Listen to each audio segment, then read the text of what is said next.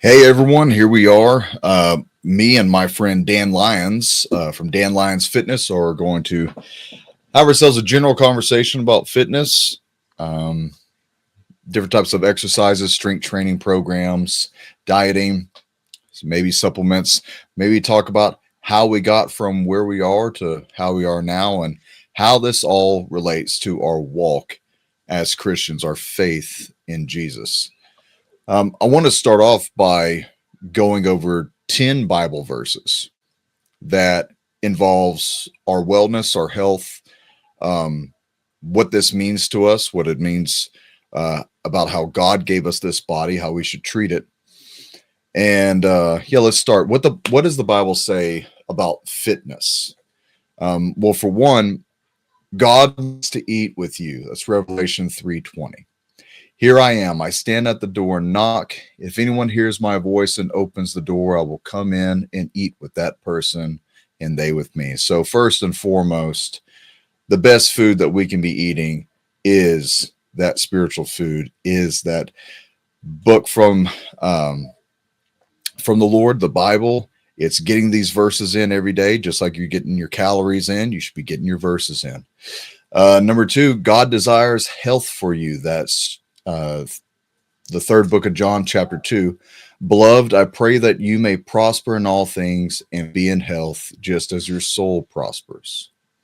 Number three, God says, you are fearfully and wonderfully made. Psalm 139, verse 14. I will praise you, for I am fearfully and wonderfully made. Marvelous are your works, and that my soul knows very well. God has given you self-control. We learned this in the book of Galatians in chapter 5, verses 22 and 23. But the fruit of the Spirit is love, joy, peace, long-suffering, kindness, goodness, faithfulness, gentleness, self-control. Against such there is no law. God says to honor him in your body. That's 1 Corinthians chapter 6, verses 19 and 20. Or do you not know that your body is the temple of the Holy Spirit who is in you, whom you have from God, and you are not your own? For you were bought at a price. Therefore glorify God in your body and in your spirit, which are God's. God created everything you need for food. We learned this in the book of Genesis. Chapter 9, verse 3 says, every moving thing that lives shall be food for you. I have given you all things, even as the green herbs. God says, are the work of his hands, or God says you are the work of his hands in Isaiah chapter 64, verse 8. But now, O Lord, you, our Father, we are the clay and you, our potter, and we are the work of your hand. God says to discipline your body in 1 Corinthians chapter 9, verses 24 to 27. Do you not know that those who run in a race all run, but one receives the prize?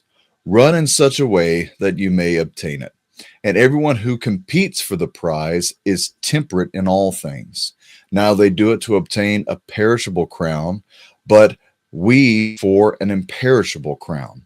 Therefore I run this, not with uncertainty. Thus I fight, not as one who beats the air, but I discipline my body and bring it into subjection, lest when I have preached to others, I myself should be disqualified.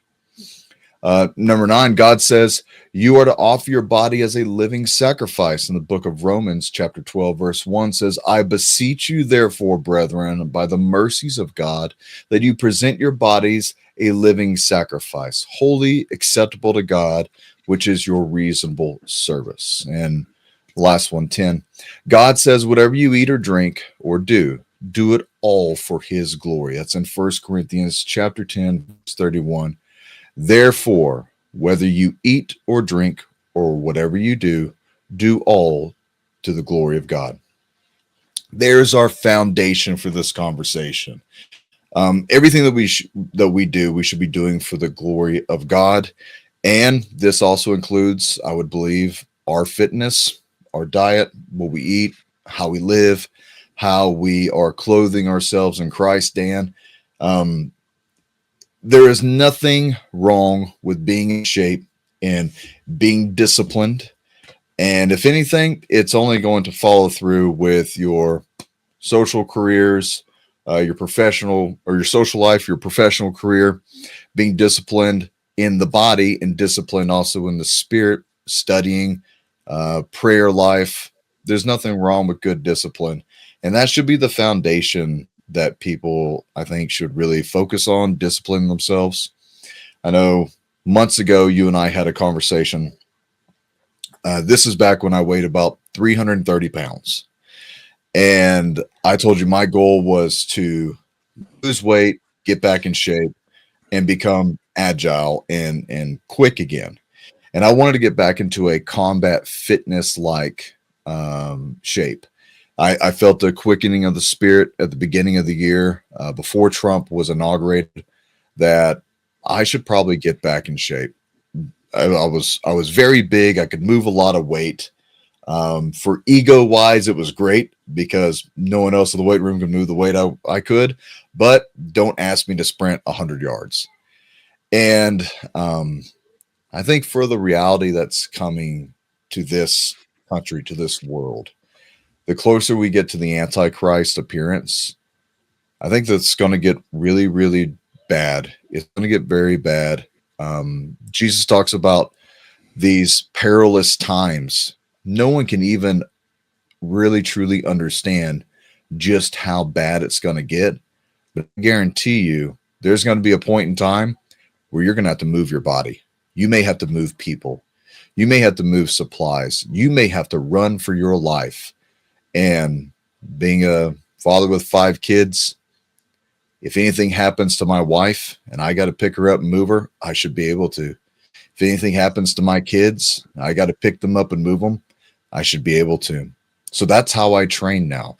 I purposely, through your help, purposely dieted, stopped taking a lot of the, honestly, and I'd love for you to talk about this, even just a little bit, the horrible vitamins, pre-workouts, the protein. I mean, I stopped pretty much all of it due to your advice, and I stuck to a very simplistic approach to dieting, which isn't really so much as in dieting, but it's just thinking about how to eat. And there's a lot of videos that you've done that has talked about the poison that's in the food industry. And when I started cutting a lot of this stuff out, there was a point in time where, I mean, the addiction to sugar and whatever else crap is in this food, I mean, it drove me crazy for about 2 months. And it was hard to break. And eventually through intermittent fasting, like you and I were talking about, and just sticking mainly to red meat and simple carbohydrates, man, that weight started coming off left and right. Feel great, feel good, way more energy. Don't use pre-workout, but don't take vitamins. I don't do anything but just eat the right food. And that changed my mindset in this approach that this is not hard. Mm-hmm. This lifestyle is not hard. It's very simple. So Dan Lyons, thanks for coming on with us today. And yeah, man, take us wherever you want. Yeah. So thanks, Doug, for having me on. It's always a pleasure to be on here with you. And I always love your intros. They always get me pumped up. So I have to give you props for that.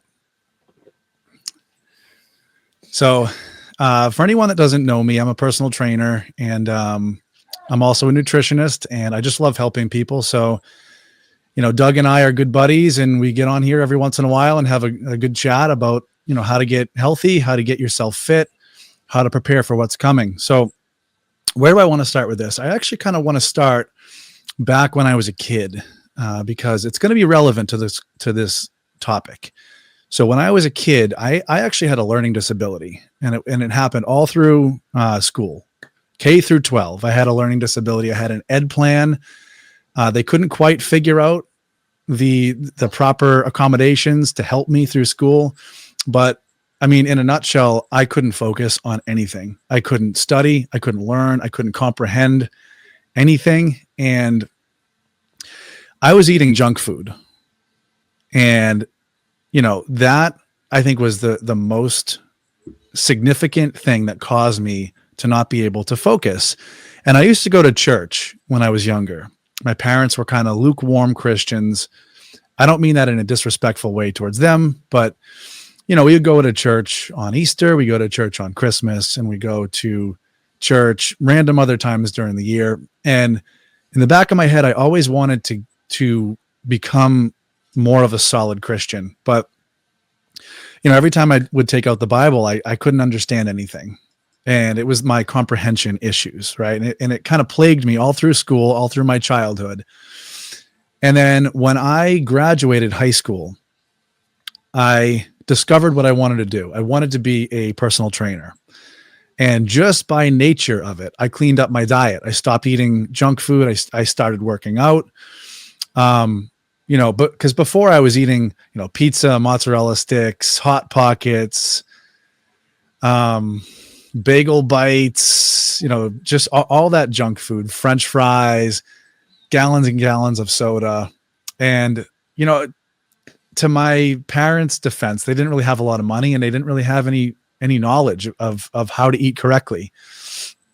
So when I graduated from high school, I just cleaned up my diet and suddenly I could pay attention. I didn't have a learning disability anymore. It was the most wild thing. It was like the fog had been lifted off of my brain and I could finally be a normal human. Right. And I started really excelling in my, academic career. Studying to be an exercise physiologist is actually what I went to school for. And, it's kind of like a glorified personal trainer, right? You have to get, certain credentials, not that you don't need credentials to be a trainer, but to be an exercise physiologist, you have to go to school for it. And, suddenly I was able to pay attention and, I was excelling. Right. And I actually started my personal training business long before I even graduated. And I had a lot of clients. I was really good at what I did. And I kind of like thought it was me, right? It was like, I didn't give any glory to God.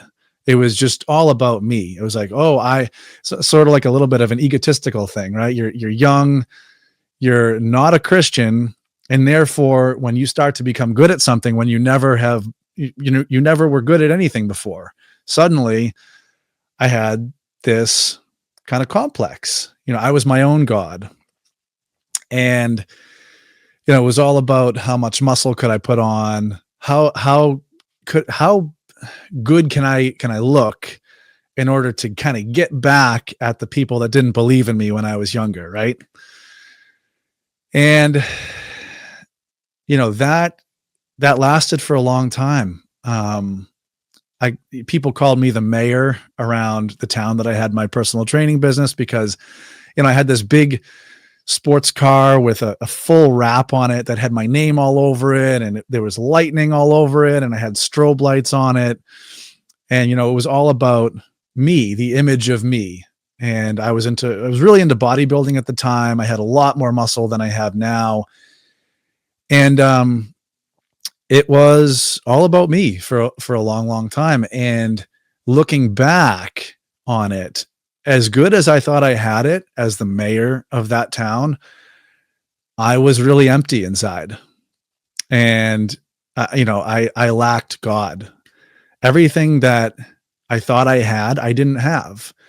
And, I was just kind of running on fumes throughout my whole 20s. I was just running on fumes, running on adrenaline, thinking that I was big man on campus. And, I helped a lot of people. I helped a lot of people lose weight, get in shape. But, something inside me really, really big was missing for a long, long time. And then what happened is, for my whole life, I was not into politics at all. I could care less. I was like what you'd call a libertarian.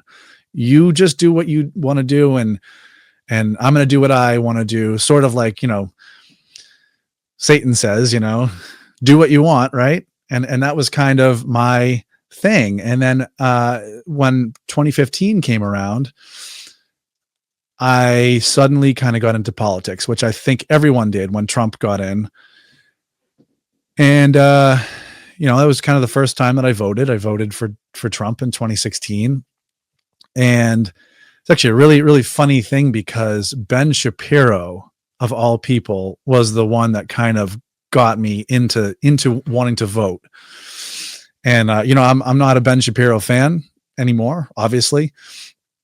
I think a lot of us can agree with that, but I was kind of into Ben Shapiro back then, and he's kind of the one that kind of got me started on wanting to be involved in politics. So basically what happened was I got really into the Trump QAnon movement, and I was like, you kind of think that you're high and mighty, thinking that something that other people don't. You're waiting for the Q posts. Oh, Q just dropped this thing, and people are doing videos on it, and there's the websites, the QAnon websites, and it became almost like a fascination, right? And I was really, really into it, and I spent probably from 2017 that Q came on the scene? I forget. Was it like 2017, 2018, something like that? Something like that, right? And so I was really, really into that for the longest time. And then, 2020 hit, and then the COVID stuff happened. I ended up moving up to Maine, closed my business in Boston, Massachusetts, and, became kind of an online personal trainer and nutritionist, up away from, the mandates and everything like that. But something in the back of my head really was pulling me back to God, right? God was tapping on my shoulder. And I never really, gave it a chance before then. And, I finally started to turn towards God. And ever since, it's been sort of like every day I get closer and closer to God. And it makes me view fitness differently. And this kind of goes back to what you were saying at the beginning, Doug, where, fitness for many people is them looking better, them becoming their own God, them, it's all about them. And you kind of see this with a lot of the fitness marketing too. It's like, oh, I'm going to finally do something for me. So I'm going to go to the gym for me.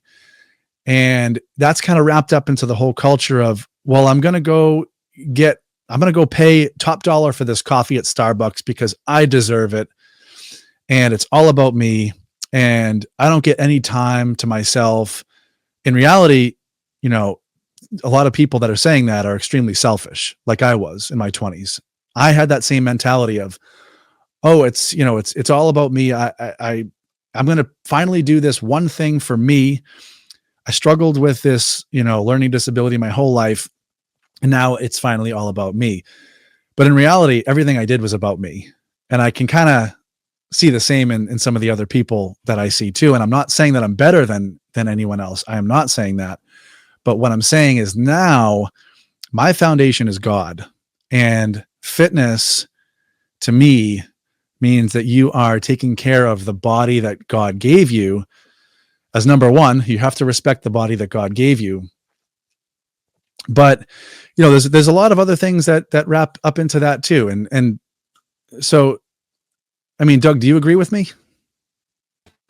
I mean, absolutely. The importance for me of getting closer to God, I hate to say this, it's a paradigm shift is what people would say, but it truly was. It was a flipping the poles on what I thought was right and what I thought was wrong. Like, I ate whatever I wanted. I smoked a ton. When I was growing up, I probably started smoking when I was about 12 years old. I was dipping, I was smoking, I was drinking, and did that the whole time throughout school. And then when I got to the military, it just tripled. It tripled, especially like when you're overseas. I mean, you smoke to stay awake. You smoke because you're hungry. You smoke because you're on patrol. You smoke because you're bored. You're smoking because others are smoking and no one has anything really to say. So we just sit around a little ammo can fire and we just stare into the flames. We all smoke because, yeah, this sucks. We should have joined the Air Force. Every one of us agrees to that at this point. And you don't realize the damage you do to your body. Mm-hmm. And I mean, and that's just smoking and eating bad and drinking. Put into context all the unknowns that are within the vitamin industry, that are within the dieting industry, that are within the protein powders, the pre-workouts. Yeah. And man, you got this mixture of just, you don't know what is the chemical makeup that you're putting into your body anymore, and what it's doing to your head, what it's doing to Mm-hmm. your organs. And so the more I started limiting myself from all that, it was actually happening as I was getting closer to Christ, as God was calling me to him. I just at the same time stopped doing this, I stopped doing that, and it's like I don't want to anymore. This was a habit to, I don't want to do this anymore. And that's one of the things I think God does, especially I can only speak as a man, because I am not immortal. I am not a world-class athlete. And, I can only speak to my experiences. But as just a simple, normal man, we have so many burdens on us that you don't stop to think to appreciate what all God has given you. And so you take the easy route. You compromise. You compromise with your diet. You compromise with your social life. You compromise at work. You compromise, in your marriage. You compromise with your kids. You compromise with your health. And the closer God drew me to him, he fixed my health. He fixed my marriage. Not me. I was torpedoing it. He fixed my health. He fixed my marriage. He set me on a path that I did not foresee for myself. I thought that I was going to retire out of the government. Probably within the next 10 years, I would have been fully retired, 20 plus years in the government, and I'd be set. And God had a different purpose. He desired more for me. First, he desired more of me to him. The more I committed myself to Christ, the more I got down on my knees, the more I got into my Bible, the more I sought for him, the more he sought for me. Deep calls unto deep, right? I heard Jesus knocking on the door of my heart, thanks to my wife. All praise be to God, but thanks to the determination of my wife. And she is my accountability partner, and unabashedly. And so I had plenty of friends who wanted me to just throw my marriage away, throw my health away, throw my life, my career away, go party, go do this, go do that. And you start thinking like, if bad company corrupts good morals, and God wants me to have good morals, I need to cut out a lot of bad company. And then if God wants me to be holy as he is holy, I need to start thinking differently, walking differently, talking differently, acting differently, and meaning it. Well, if God says that my body was crafted in his hands, and I love my God, he is my dear Father, I don't want to disappoint him by ruining this only body that I have.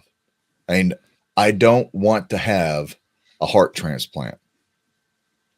I don't want to get cancer. I don't want to get disease. I don't want to ruin what my God gave me. I dealt with that with my dad. My dad had about 10 heart attacks, multiple double bypass, triple bypass surgeries, stents, balloons, alcoholic, ate whatever he want, destroyed his body and was crippled for it. I hope that if we last this long. I don't see into the future. But if I can be in my 80s, I do not want to be doubled over by carpal tunnel and heart disease and liver disease and all these other things that I think are preventable. I think are completely preventable if you just eat right, act right, exercise, live a good, godly, healthy lifestyle. And that's the thing. You have the people in the yoga sphere.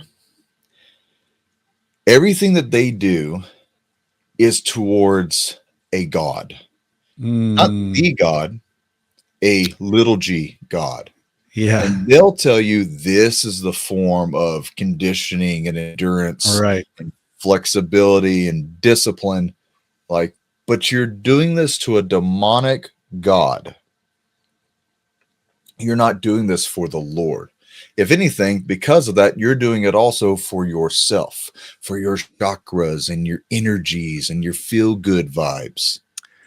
My God sent all that with his son. I don't need to practice a demonic worship. Yeah. I get my joy of the Lord by knowing I abide in Christ. I don't need all this. So, and I've had these conversations with people who do yoga, and I try to be very, pleasant and polite, and, to the best of my ability, say, hey, listen, this is actually what you're doing. Did you know this? Did you know this is New Age Christian? Did you know this? You wear a cross on your neck, but you go to yoga 6 times a week. Right. You can only serve one master. One of these things is not like the other. And especially like when it came to lifting, dude, you talk about ego lifting. I was a ego maniac lifter. I had a lot of really high numbers in all my lifts. I was a very good athlete, but it was all about me. It was always about me. The next personal record, how to beat the next dude that was, above me in any type of rankings. Until eventually God finally wrapped his hand completely around me and I could not escape because he wouldn't let me. He wouldn't let me wiggle out of his grip anymore. And I just found, do all things unto the Lord. Do all things unto the Lord. Doug, when you work out, are you working out so that you can look good? Who cares what you look like? The Lord already made you in his perfect image. You think you're going to perfect that? You think you're going to out perfect the creator? No. So let's do all things unto the Lord. And like we were saying before we recorded, the amount of natural disasters that I have been witness to, been in, living in Hurricane Alley, my time overseas, my time in federal law enforcement. I don't want to make this about myself, but I have had experience throughout my 38 years of living that has showed me that first off, in any type of actual conflict zone, your body is going to be your number one enemy.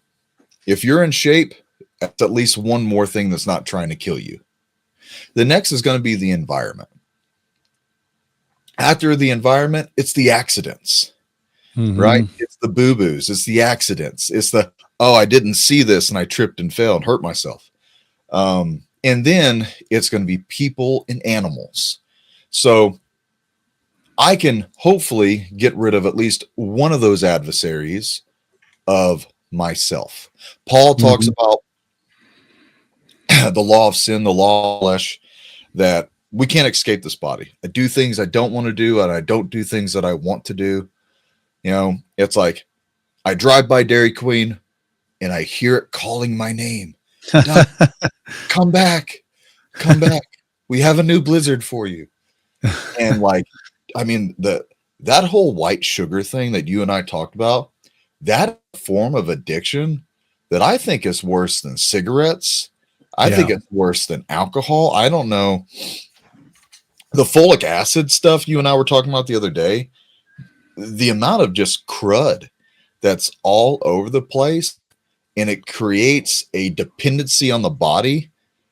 And the more, I guess you say, the tighter I grew within my discipline with the Lord, the more I went and my wife and I both said this, I want to live a Spartan lifestyle. I want to be simplistic in my approach. That's where I have like 12 of these shirts. Yep. Plain, mute, not drawing attention to myself. When I work out, like I'm typically not in something that's going to bring a lot of attention to myself. Of course, when you're 3 feet wide and you're covered in tattoos, you're kind of going to get attention. But I would rather positive attention. Yeah. And not a negative form of attention where I'm the attraction button. Hello, ladies, talking to you and you guys who like to wear almost nothing at the gym. Like that modesty that comes from Christ. If you're a Christian, that should also reflect what you do in the weight room.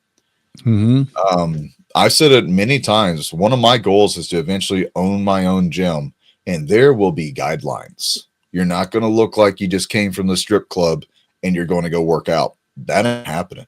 You can leave that temptation at the door. You can go somewhere else. And if we're to be on guard for this flock, it should be in everything. I mean, we don't think about this, but even us being in shape, I don't want to cause another person to stumble in their walk by wearing very tight clothing either. Right? You don't think about these things until you really grow closer to the Lord and you go, man, temptation is everywhere. I don't want to be a part of that temptation. I want to be more of a solution.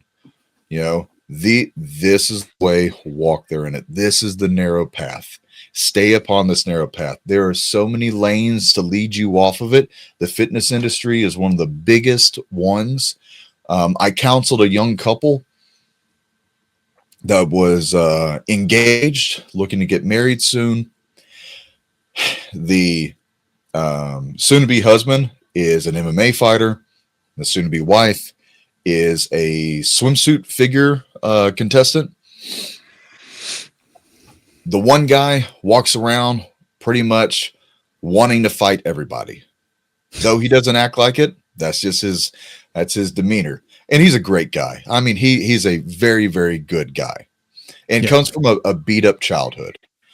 The girl, good parents and all that. But the problem was every post, every selfie, every second on the phone to see who liked her picture and then to comment.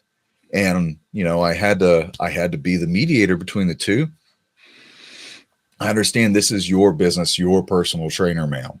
But do you realize posting the bikini pictures is getting all the wrong attention that your soon-to-be husband has been telling you, please stop. Maybe we need to do something different. This is not the end-all, be-all. You're in your early 20s. There are more things to do. I tell this to people who, were cops in the military, who were in the government. There are other jobs out there if you don't like what you're doing. You're not stuck in one thing. And so even in that social status, if we are going to be, if our first love is Jesus, we don't need to let him down in our actions. We don't need to make it about me, that pride. We don't need to make everything about us because I don't want to be a covetous object to other people. I don't want to be a stumbling block to other people. And you just may be doing it and not realizing it. Mm-hmm. And so, having conversations with young people who aren't even thinking about this was like, man, my pastor never even talks about this. Right. Well, you may want to address that one day with them. And I think this lines up with the goals of this conversation is like, if we're to do all things unto the Lord, if whether you eat or you drink, whatever you do all to the glory of God, as it says in 1 Corinthians, then you almost have to completely change your entire self and clothe yourself in Christ from the way you eat, the way you dress, the way you talk, the way you walk. It's a whole complete new creature. Mm-hmm. That is what you are trying to become in Christ. And that's part of the efforts of this conversation right now. I'll give it back to you. Yeah. So first of all, I want to go back to yoga for a minute, because it's funny how many people are deceived by yoga. I know a lot of Christians that do yoga, And it's funny because, if you just type in yoga on Google Images, you'll see that a lot of yoga advertising and pictures and the culture of yoga, they do include Jesus, right? But it's the counterfeit Jesus. It's the Gnostic Jesus, the Christ consciousness. I don't know. I mean, this could be a whole conversation in itself, but go where the spirit leads you, man. Yeah, I mean, yoga is not Christian, first of all, and I want everyone to really know that. And they used pictures of Jesus, but in the Gnostic satanic religion, right, they view Jesus as just some guy that was able to expand his consciousness, and we should all be like him, right? And we can do it, and it's actually our duty to do that. So when you talk about gnosis, Gnosis, that's what they believe. They believe that, this, and not to completely go off, we'll bring it back to fitness, but they believe that this world that we're living in is the Matrix, right? The Matrix is a Gnostic movie. And what you see around you is a prison, right? That's actually, the prison was created by the God that, us Christians believe in.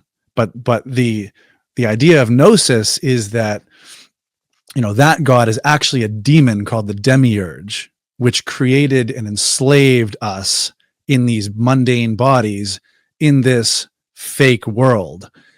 And again, Jesus was a guy that found that out, right? And was able to escape the Matrix. And we should all do that too. And they use hermetic magic in there to try to, escape this reality and ascend your consciousness higher and higher. But the reason I'm getting into this is because if anyone is thinking about doing yoga or doing yoga already, you should think twice, because it's not just about the movements, right? The movements are to praise, their God, which they call the monad, which they believe is the higher God, where our God of, the Christian Bible is the demonic demiurge. So when they do those poses, right, and when they get into those stupid pigeon pose and sun salutations and whatever, they are doing those as a tribute to their monad God, which they believe is like the one, the all, the unattainable God. So if anyone is doing yoga, I just want you to realize that it's a deception. And even though it's it means well, and people are like, oh yeah, we're all about peace and love and just pray to your higher power, whatever that means for you, right? It's the wide road to hell.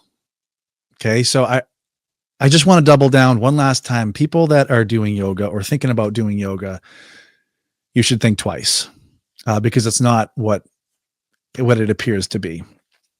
But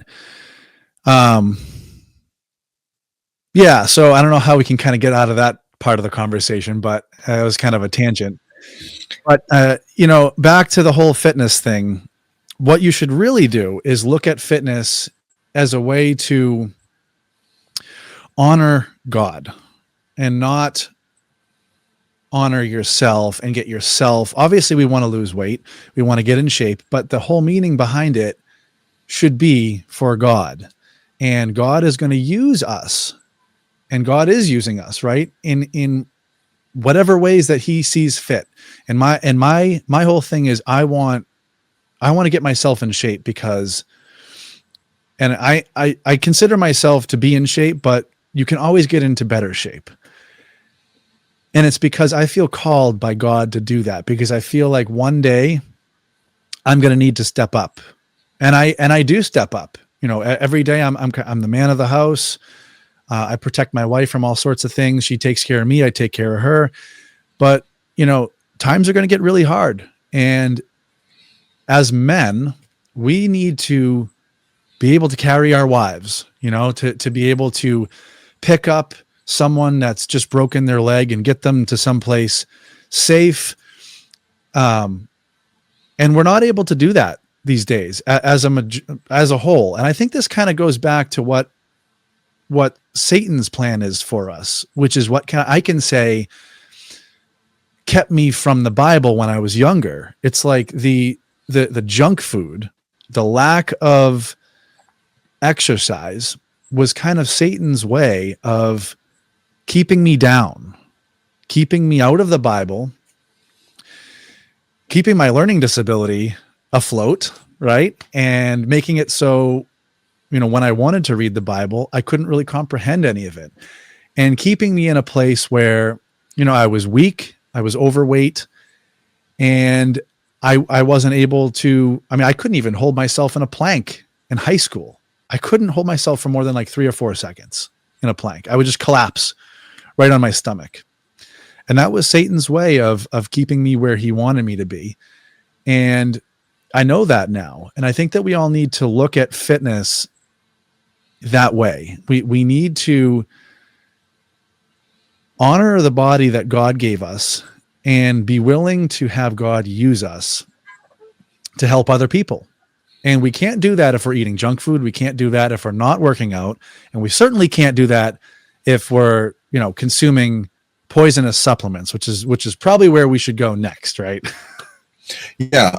Just to add to that and then take over from the supplement part, because that is your forte. One of the great things that God gets me to do, allows me to do, because without him, I'm useless. At the gym that I go to, it's not just that I get fulfilled with being able to work out and feel good, lose weight, get stronger, get healthier. It's not just a mental fortification that I'm building up through strength and endurance programs, but spiritually I'm being built because I get to minister to all different types of people from all different walks of life. And I don't try to be a person that's like constantly hitting you in the head with a Bible, but the amount of people who come up to me for all different types of advice, I find to be odd, because I don't throw it out there. I don't have a light over me that says, get help here. So the Lord has drawn a lot of people towards me that I've been able to help, and not in a way that is a satisfaction for myself, because I give all glory back to God. And I get to give my testimony week after week after week. I can't hide from it. I can't run from it. And I get to speak to young men. I get to speak to guys our age. I get to speak to older men.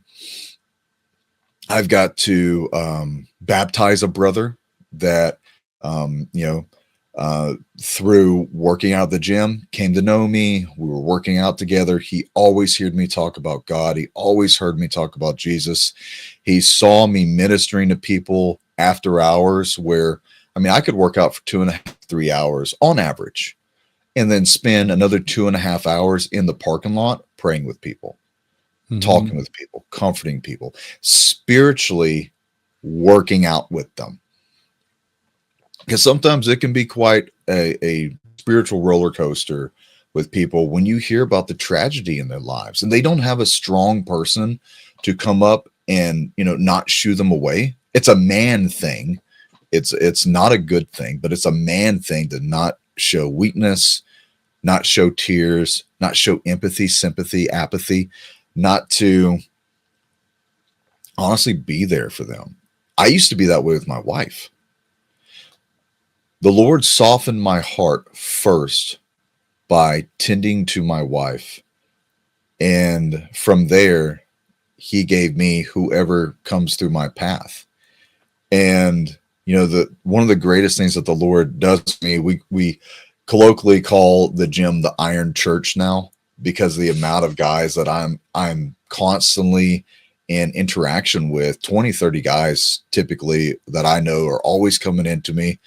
coming up to me at the gym, shake my hand, ask me how I'm doing, and what's the workout of the week? Hey, how can you help me out with bench press, squat, overhead press, cleans, snatches? What about running? What about dieting? What about supplements?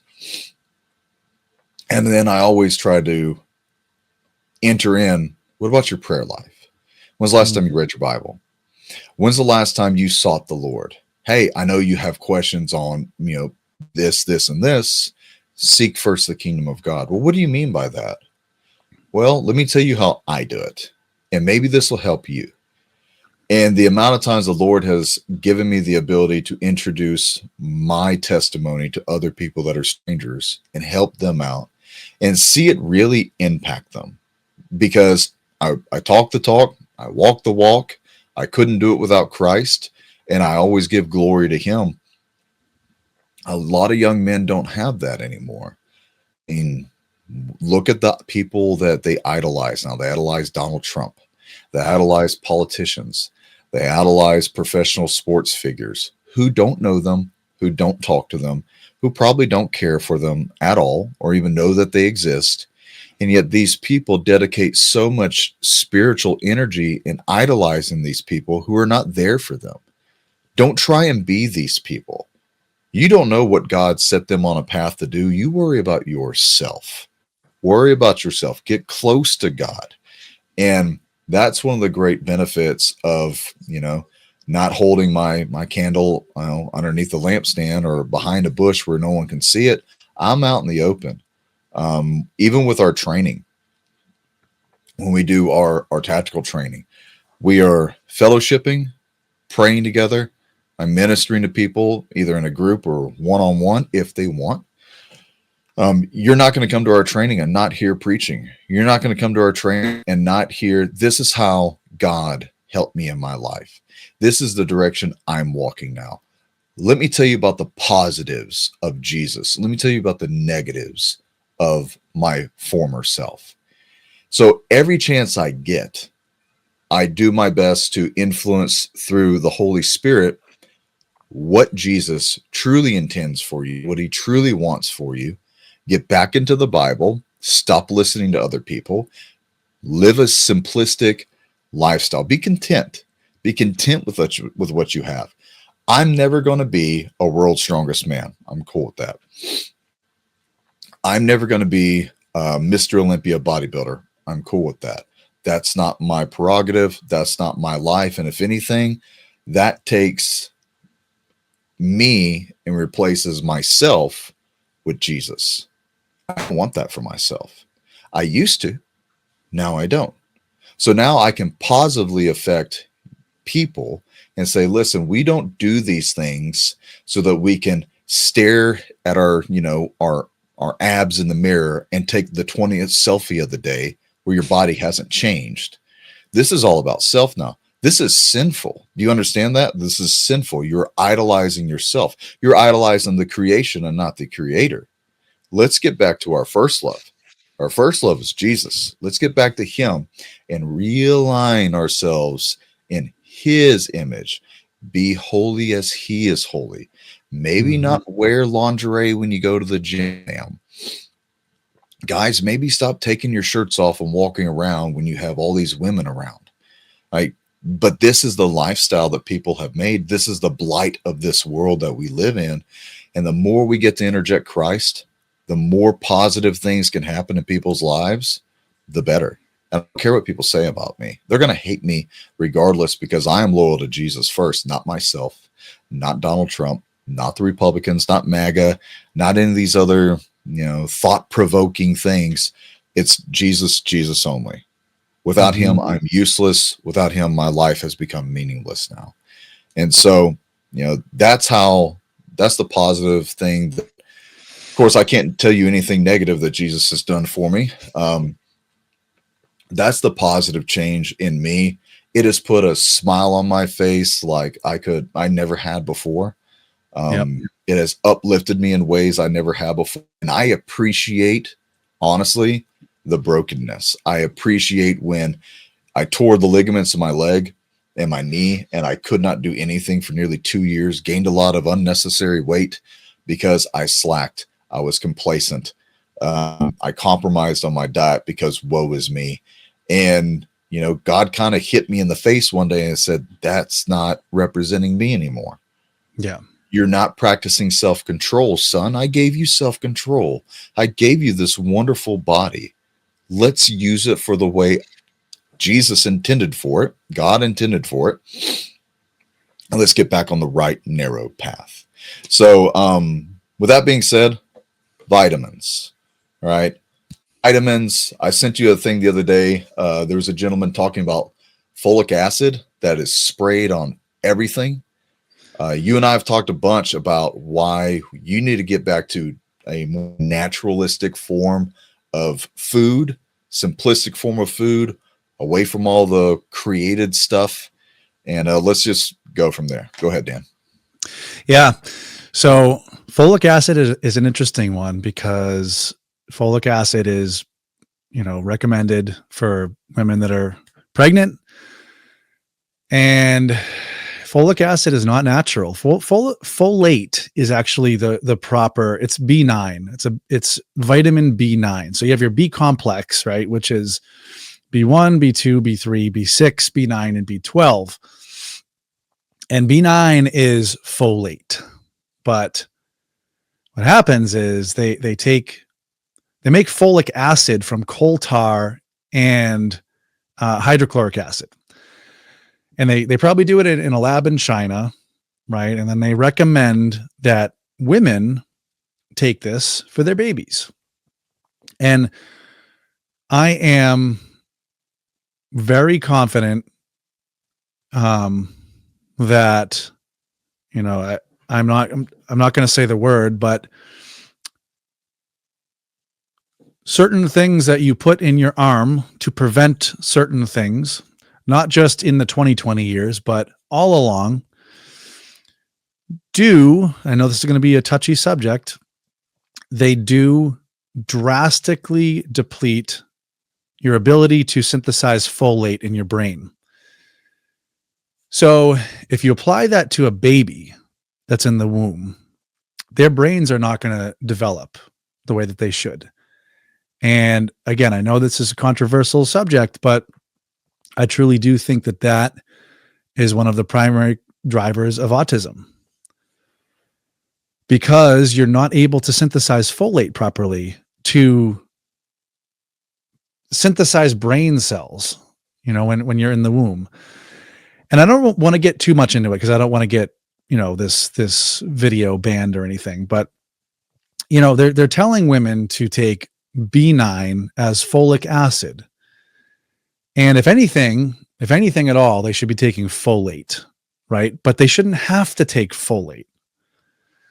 But unfortunately, you know, the powers that be have pushed these artificial, you know, therapeutic options on us that induce us not being able to synthesize folate. So that's not just B9. So we have issues with all the vitamins, right? So your vitamin B complex, B1, right? For example, so you see there's B1, 2, 3, 6, 9, and 12. B1, if you get a synthetic run-of-the-mill or pretty much any B complex vitamin, B1 is usually synthesized from coal tar and ammonia. And you know, you'll see it as like thiamine mononitrate or thiamine hydrochloride, but in reality, it's made from coal tar. And the same thing with B2. You know, you'll see riboflavin or pantothenic acid is what they usually use for B2. But honestly, it's GMO bacterial fermentation, right, in a lab setting, usually probably in China or something. And the same thing with B3, B6, B9. Obviously, we talked about B12 is interesting because for anyone that takes a B12 supplement, be careful because you're probably taking cyanocobalamin as B12, which is cyanide plus cobalt.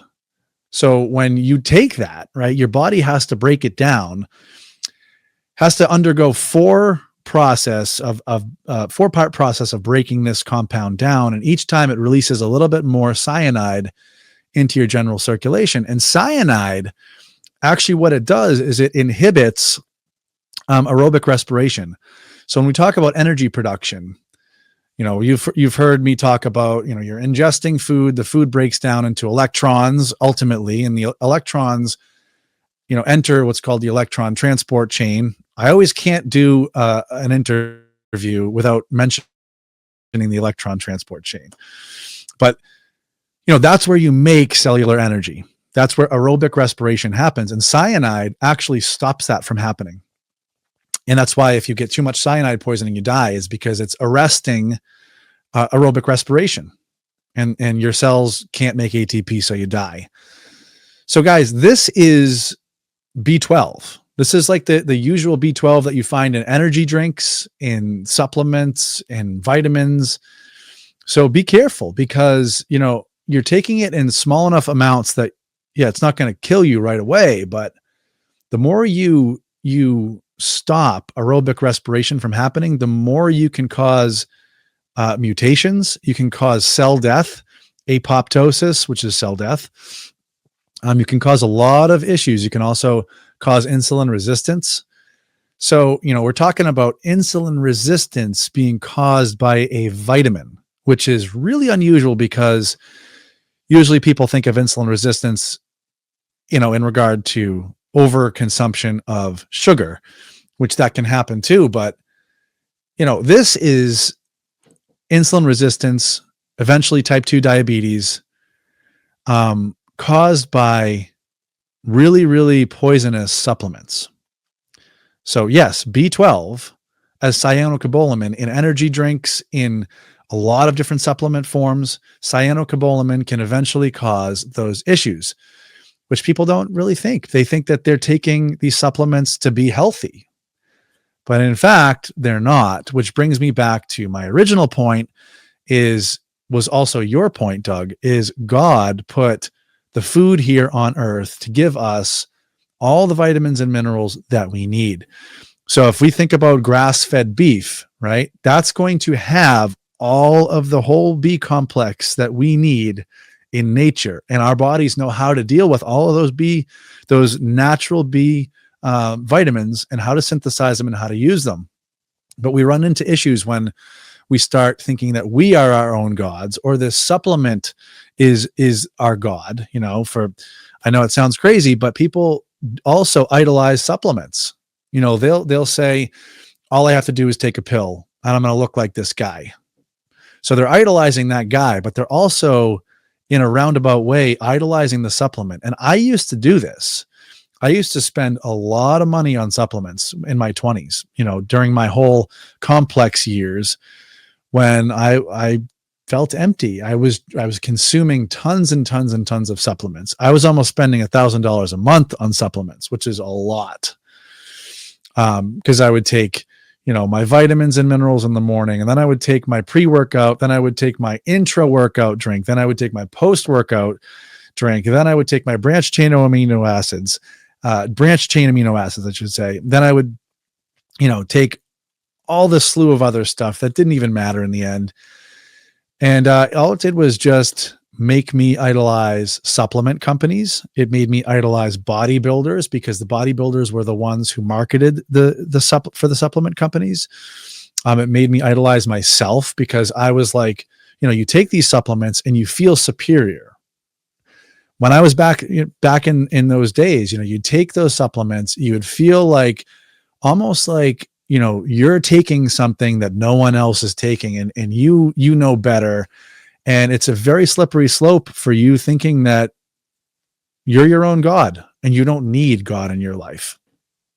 So, supplement wise, there's a lot of scams out there, guys, and you can end up hurting yourself, not only hurting your bank account, not only hurting yourself spiritually, but you can hurt your body physically. In the real, you can hurt your body. And first of all, people don't want to hurt their bodies. And second of all, the most important thing, why do you want to disrespect what God gave you? This goes back to our original topic of respecting your body that God gave you. and letting God use you to help others. And why would you want to poison yourself? I don't get it. And I know that this is hard for people to see. And that's kind of one of my missions is I feel called to bring this to people's attention, because where else are you going to find this information? You know, there's poisons in our food, there's poisons in our air, there's poisons in our water, there's poisons all around us in our clothing that we're wearing, you know, and we can't really, it's really tough to get away from it. But if we look at it in a sense that, you know, God gave us these bodies and we need to do our best, then we're going to man up and take responsibility, because one day we're going to have to use our bodies to protect others. And that day is coming soon. You know, we don't know when it's going to come, but it's coming soon. And that's kind of what I have to say about supplements, is they're not worth it.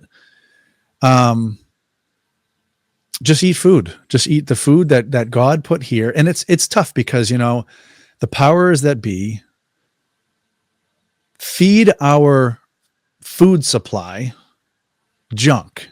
So if we say, oh, you know, just do the carnivore diet and just eat the food that God put here for us in the form of, you know, beef and eggs and stuff.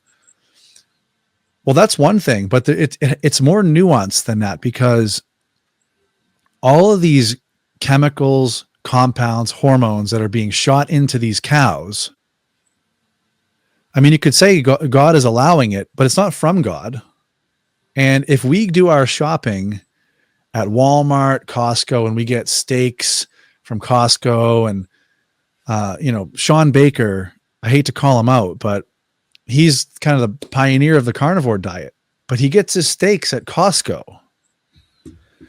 And it's like, if you look at the vitamin and mineral contents in a piece of beef from Costco, it's next to nothing, because those cows are fed GMO grain, which is really, really high in omega-6, which is pro-inflammatory and causes all sorts of other issues that, you know, we have talked about before.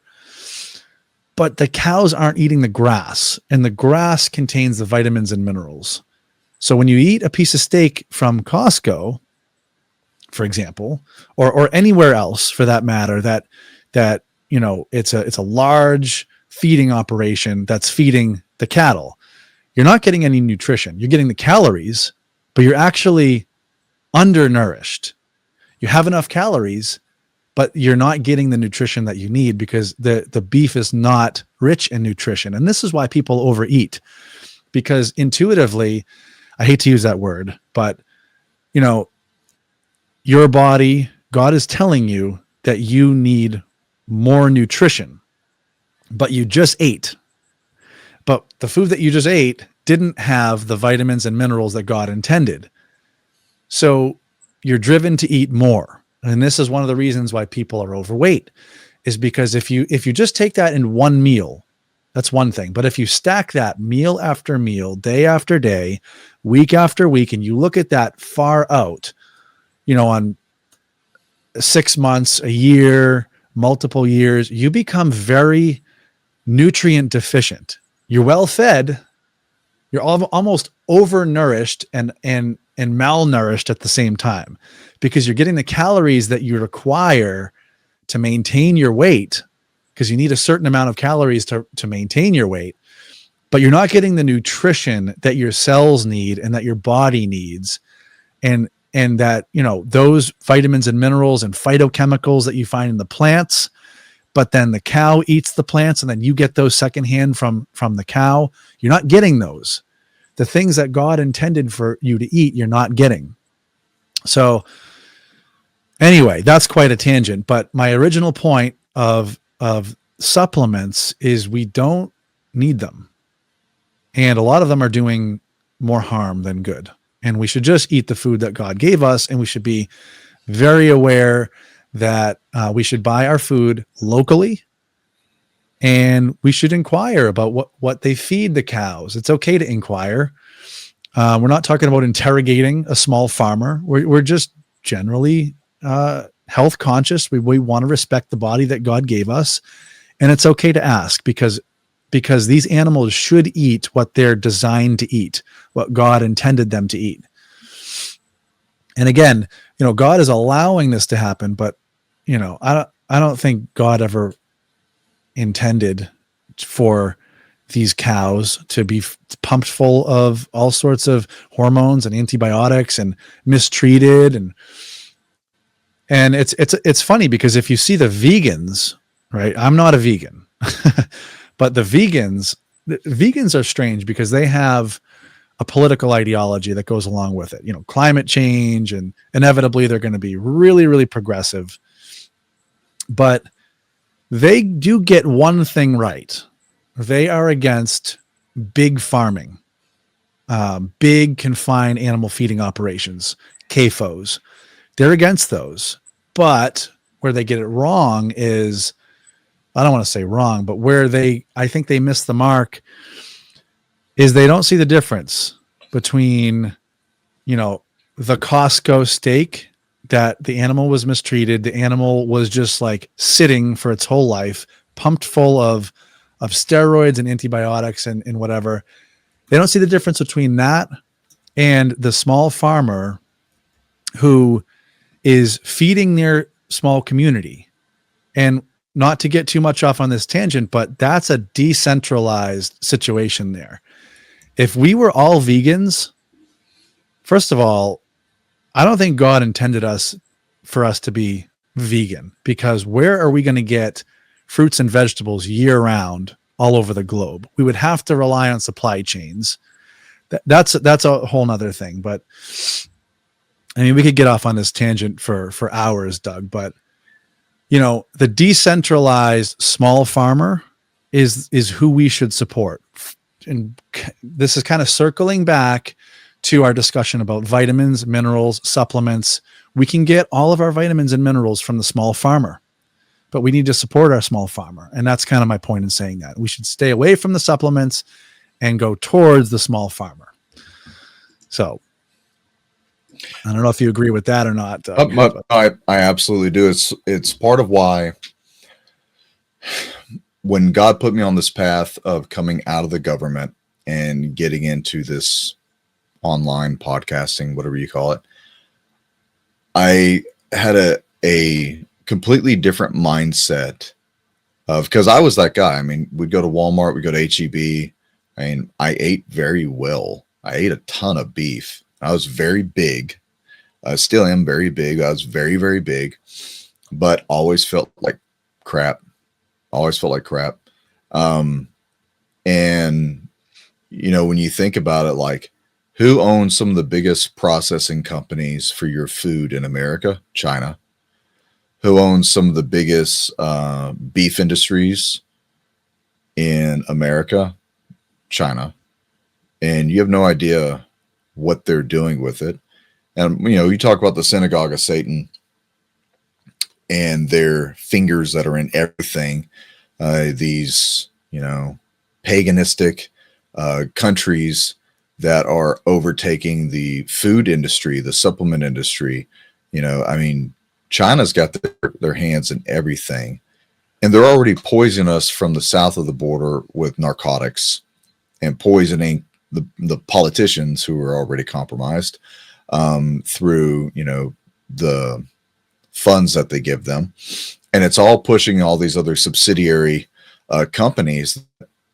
For the most part, you have no idea what goes into your food. You have no idea at all. And it's why I was still am, developing this mindset of getting back to a frontier lifestyle mindset. Homesteading. That's why we had a small poultry operation for several years here, and we grew it all ourselves. We developing gardens, raising our own livestock. And I want to get back to that because, for one thing, I can self-sustain. Do not count on your government to be there for you.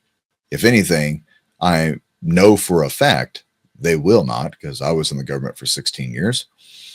And what they're going to give you is the cheapest, worst stuff that they can process as quickly as possible. And as long as it feeds you, you're happy, you're, addicted to it. Well, whatever, you are now on their dime. And, even in the sports industry, that supplementation, the amount of poisons in it, the more I've researched about this because of you, the more I started there was a day that we did a podcast, and me and my wife, Amy, went to our, supplement cabinet. We threw away about 90% of everything in it. And I was like, oh my gosh, it's in this, it's in this, it's in this, it's in this, it's in your prenatal vitamins. Here's one thing. I want to still be the unlearned student, still trying to learn. I stopped drinking a lot of the energy drinks that I wouldn't say addicted to, but I felt I needed the extra caffeine nonstop.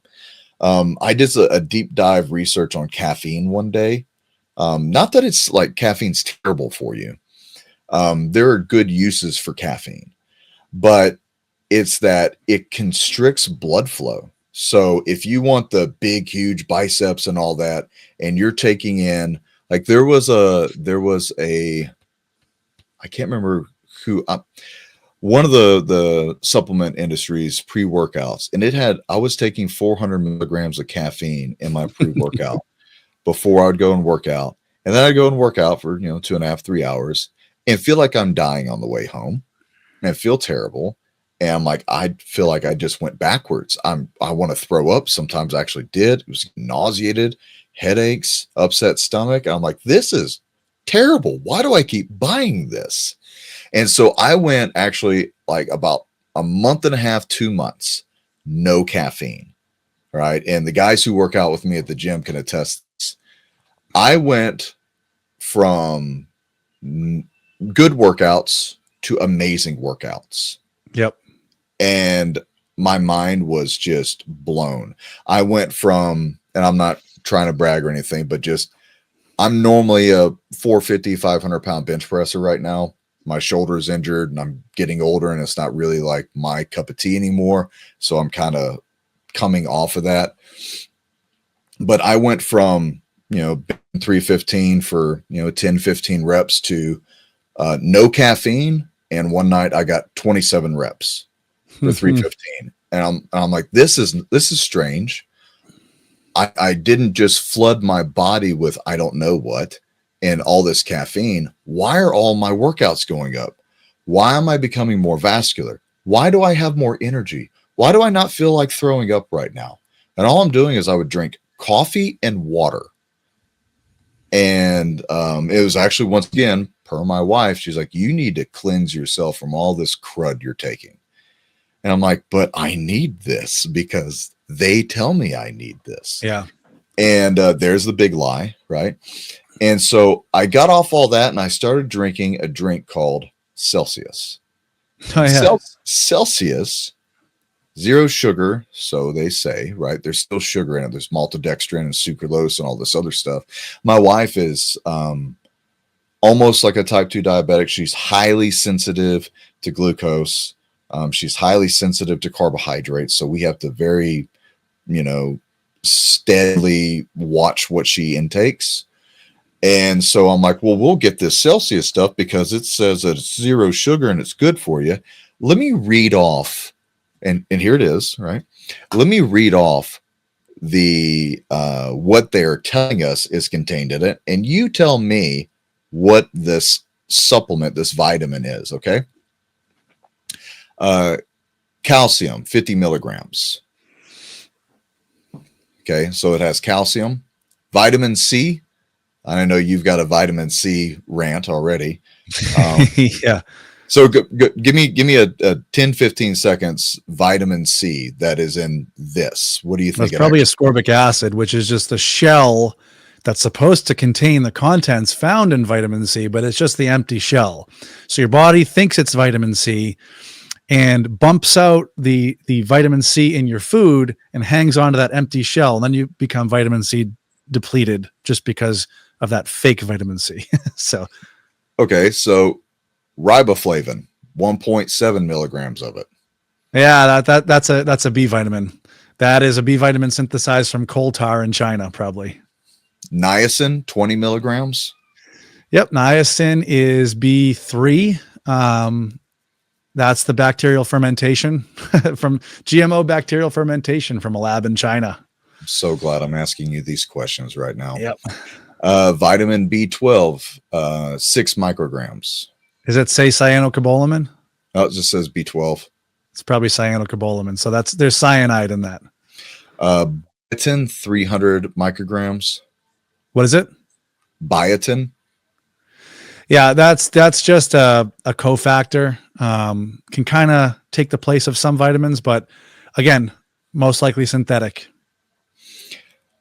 Pantothenic acid, 10 milligrams. That's another B vitamin. Chromium.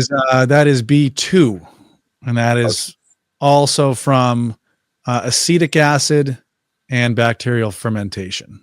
You're really hurting my feeling here. Chromium, 50 micrograms.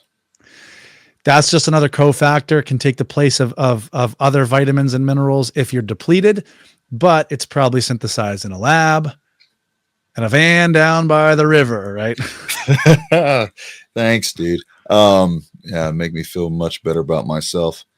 So it says in the ingredients, it has 200 milligrams of caffeine, carbonated filtered water, which you have no idea what that means anymore. Yeah. Taurine, Yep. Citric acid, guana extract, green tea extract, caffeine, ascorbic acid, sucralose. That's the vitamin C. Yep. Glucose, ginger root extract, natural flavor. What's natural flavor? Natural flavor is most likely unnatural flavor. Thanks. Calcium pantothenate, niacin. Here we go. Pyridoxine hydrochloride. Yeah, I forget exactly what that is, but it's not good. Yeah, hydrochloride is now raising a lot of red flags. Riboflavin. I mean, hydrochloric acid, that hydrochloride is what's in your stomach. It's a 1.4 pH. It can melt through your desk in about 6 seconds. And that's in the drink. This is considered to be one of the best alternates for energy drinks to get you off the super sugary stuff. And one of the things in here, it says no high fructose corn syrup, no aspartame, no artificial colors, but it has artificial flavor. 7 essential vitamins proven in 6 published universities. Do we believe that anymore? No. No. So yeah, and the caffeine is pretty much what you're feeling, and you might be feeling a little bit of a zing from the B12, which is cyanocobalamin, the cyanide thing, but you feel a little bit of a zing because it occupies the B12 receptor briefly, so you feel a little bit of an uplift. Meanwhile, the cyanide is breaking down in your bloodstream. So if that sounds appealing to you, you're, the audience, then, but here's the thing about caffeine, right? Caffeine in general is, America runs on Dunkin'. It's become a sort of like a religion. Everyone has to, if they don't get their caffeine fix, their coffee fix in the morning, then they can't function. They can't have a conversation. Leave me alone until I have my coffee. What caffeine actually does is when you get tired, there's this buildup of adenosine in your brain. And once it reaches a certain threshold, your brain tells you it's time to go to sleep. So you start to get sleepy. Okay. Well, what caffeine does is it tricks your brain into not noticing that there's a buildup of caffeine. So it blocks the caffeine receptor. And then your body suddenly thinks that the level of adenosine has gone down, so you feel awake. But in reality, caffeine doesn't push that level down or get rid of that level. It just temporarily masks your brain from noticing that adenosine levels are high. So what happens is, this is why people have to chase their caffeine rush all day, is because you're pushing off that adenosine from being noticed by your brain. And then when it finally, your brain notices that there's a tremendous buildup of adenosine, then you crash, and then you need more coffee, and then you crash, and then you need more coffee. But it's terrible for your brain, because not only is your brain not able to rest, because you're not able to feel tired and sleepy and go to sleep like God intended, but it stresses out your whole body at the same time. Like you said, it's a vasoconstrictor. It constricts blood flow. So you're constricting blood flow to your brain. So it's one thing if you have vasoconstriction for being cold outside, because vasoconstriction happens when you get cold. You know, you don't see your veins anymore in your arms. It's a way that God designed us, that we're going to pool all the blood from our extremities to the core to keep ourselves warm. Because if we lose a finger from frostbite, well, at least we're still alive, right? That's what vasoconstriction is designed for. That's what God intended it for. Caffeine is sort of an artificial vasoconstrictor. And I know that caffeine comes from a plant. So you can say, okay, God put that plant here for us, but I don't think the intention was to have coffee from some other part of the world, like all day long, every single day, pushing that adenosine levels off so we can get through our 9 to 5 desk job, right? And make the boss happy. Meanwhile, our stress is through the roof, and caffeine is actually making that stress worse. Caffeine is able to push us temporarily to get the job done, to get the report done, to get whatever presentation we need to get done for work. But what's it actually doing to us? Not even long-term. What's it doing to us, like in the course of one day? It's destroying our bodies, because you're slowly limiting the blood flow to your brain, right? And your brain's not able to rest properly. And you're not able to oxygenate the tissues in your body properly, because you're always constricting blood flow from caffeine. So this is another rant about caffeine, right? And that we should think twice. And I hate to be the sobering bearer of bad news, but we have to think twice about these things that are just ingrained in our society that we don't question. And I'm not going to say that I'm all high and mighty, but I've had caffeine probably 2 times in the past 4 years. So what happened was, I used to be addicted to caffeine. I'm not better than anyone. I was addicted to caffeine. You said, Doug, you have 400 milligrams of caffeine. Guys, there's 70 milligrams on average, maybe 60 to 70 milligrams of caffeine in 1 cup of coffee. So 400 is a lot. I used to have 300 twice a day. So I used to wake up in the morning, have my whack of 300 milligrams in the morning, and then I would feel the crash, and I would have another 300 milligrams before lunchtime. And then I would have maybe 1 or 2 cups of coffee later in the day. I was almost at a gram of caffeine a day, which is a lot.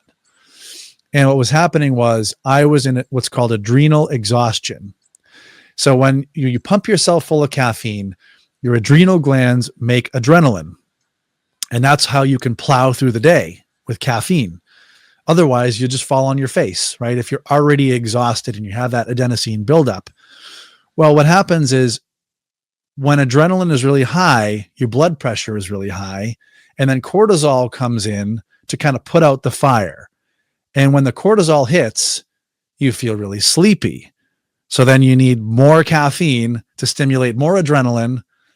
So you get that boost of adrenaline so you can get through, but then the cortisol kicks in and you feel sleepy. And the cortisol is designed to help your adrenal glands recover, because you're in adrenal exhaustion from that loop. And I was in that loop for a long time. I was, like I said, almost having a gram of caffeine a day. And I wasn't able, because I've been a personal trainer for 20 years and I've been taking clients, I've been a business owner. I am a motivated person. But when I was in that loop, right, your sympathetic nervous system is triggered. So you're in fight or flight all the time. And I was such in a state of adrenal exhaustion that I couldn't function. I would go to bed really, really late, and I would crave junk food at night because it's your body's last ditch effort to make more cortisol, more adrenaline, because you're in adrenal exhaustion. So I couldn't sleep at night. And then when I finally went to sleep, I would sleep, but then I couldn't wake up in the morning because, see, cortisol is not bad. Adrenaline's not bad either, but in this context, it's bad because then your body needs to make adequate cortisol to wake you up in the morning. So cortisol is actually a good hormone.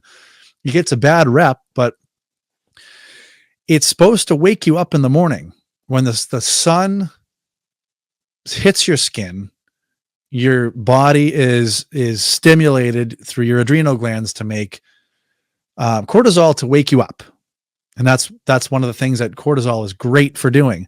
But when you're in adrenal exhaustion, you can't make adequate amounts of cortisol.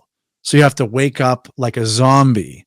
And now all you have to look forward to is your cup of coffee with the caffeine to artificially wake you up because the cortisol couldn't, because you're in adrenal exhaustion. And that's where I was for the longest time.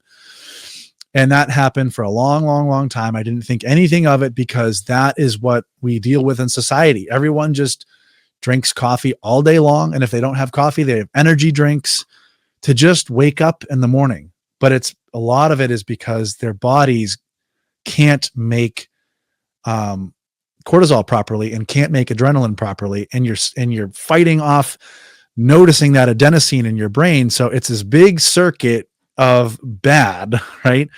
And I made a conscious effort 4 years ago to not have caffeine. And I wake up at 4 a.m. to teach group personal training classes. And I don't have any caffeine whatsoever. I don't even have any tea. I have nothing. I just wake up and have water and food. I'm not an intermittent faster, so I don't wait. I'm not trying to lose weight. So I wake up and I eat a good breakfast right away. But, I wake up at 4 a.m. and I just charge right through all of my sessions. I have 6 to 7 people in each group personal training session. I'm hosting classes, teaching people. Everything's on me as the teacher, and zero caffeine. And I have plenty of energy. So again, another tangent, but I want everyone to think twice about loading themselves up with caffeine over and over and over again. And it's not going to be good if you just quit caffeine cold turkey. If you're mentally strong, you can do it. You're just going to have to suffer through a couple of headaches, a couple of lethargic days, and then you'll be good. But if you want to take it a little bit easier, wean off of it. So if you're someone that has 3 cups of coffee in a day, bump it down to 2.5. Go nice and slow. Because if you go slow, you won't notice any crash whatsoever. And I know it's tough for people that really like the taste of coffee. I feel for people. But you're going to have to pick and choose what you want. Do you want to be in that cycle? Caffeine free is almost just as bad because it's highly processed. I mean, the coffee beans are already rancid, just from how they process the bulk of today's modern coffee. But even the decaf stuff is, first of all, not caffeine free. The decaf stuff has a little bit of caffeine in it, probably 10, 15 milligrams, not anything big, but it's highly, highly processed, and they chemically take the caffeine out. So they're using bleach, they're using deodorizer. Do you really want that in your body? I know this is a very, very sobering conversation, but again, it goes back to honoring the body that God gave you and really just submitting to God and saying, you know what? I'm going to try not to be of the world and have all these amenities, and all I really need is God. And I just need to listen to what God is telling me. I need to respect the body that God gave me. I need to respect the fact that we need to have really healthy communities for whatever happens in the world, because it's coming. Whatever is coming is coming. You know, it's not coming, and we need to be prepared for what's coming. So that whole kind of spiel about caffeine, I want you guys to think about that. You don't need it. You don't need it. We've been trained to think that we need it, but we don't need it. We're perfectly fine the way that God made us without all that caffeine. So I got a series of questions I want to rapid fire at you, because we're at an hour and a half. And I might not know all of them, but try. People's attention spans are all over the place, but people like these long form conversations. So I hope you do. If you're watching this, please leave your comments. Me and Dan will absolutely be there to answer them. Dan, if anyone has any questions for you, how can they get a hold of you first? Oh yeah. So you can go to my website, danlyonsfitness.com. So again, that's danlyonsfitness.com. I have a contact page on there. You can just, if you want to, stay in touch, say hello. If you have any questions, you can, reach me through that. I'm also on Substack, Dan Lyons Fitness newsletter. I can always send you the link too, Doug. But yeah, that's probably the two main ways. I mean, I have a Dan Lyons Fitness Facebook page too, but I tend to stay a little bit off of social media and more on Substack and my website, and more concrete ways of getting a hold. So yeah, that's how people can get a hold of me. I want you to know I'm an avid reader of your Substack, and there are a lot of things that you write about that upset me, because not that they're not good, but it makes me just like reevaluate what I'm doing. I'm like, I need to get down to the most simplistic form of eating that I ever have, and probably most of my problems are going to go away. What a unique thought. And so I'm very thankful for your knowledge on that. Here's some rapid fire questions. Okay. I want to start it by this basis.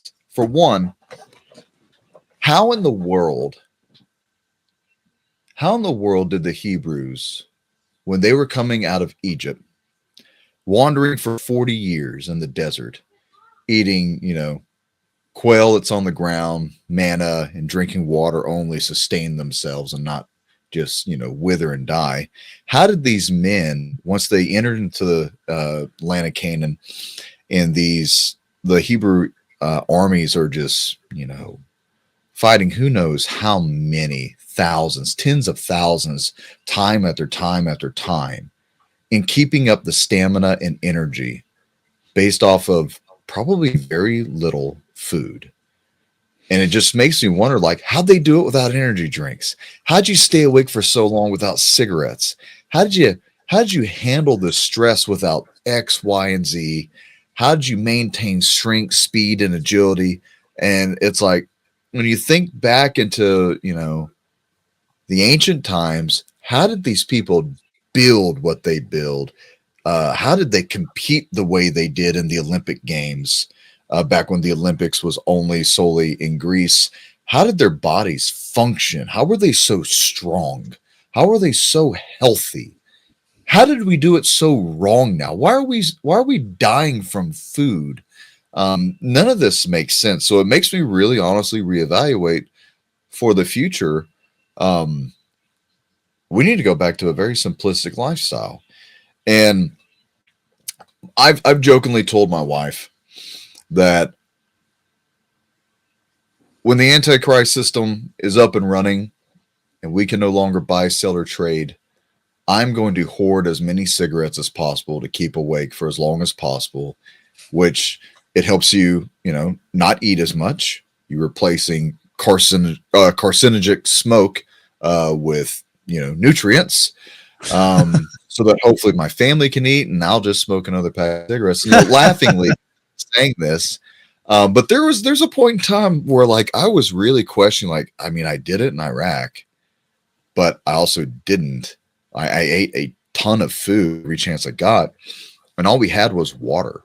You had very few chances to drink soft drinks, maybe Gatorade. And so that brings me into some of these rapid fire comments. What about nicotine?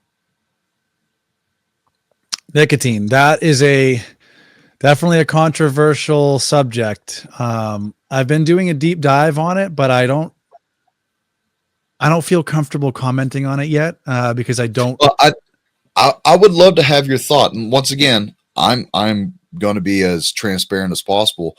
I came off of Copenhagen from dipping Copenhagen by the time I was a little boy. My first time that I ever started dipping Copenhagen was actually from my grandmother, because for some of you younger people, very, very long ago, everybody used to dip, snort the tobacco. I mean, that was the frontier like lifestyle. And so I went to a tobacco alternative, which now I'm going to start studying the tar out of. And so I've been using this Black Buffalo tobacco alternative. Okay. But it has nicotine in it. They sell one that doesn't have nicotine. I remember when I went off originally getting off of smoking and dipping, and I was innocently just using lifesavers, and I would just suck on lifesavers, right? Because it's more like a mouth thing. Like I would chew. Yeah. I would chew on stuff. I would chew on sticks. I'd chew on, freaking toothpicks. And yeah, that worked for a little bit until, stress overcame me and I didn't have self-control.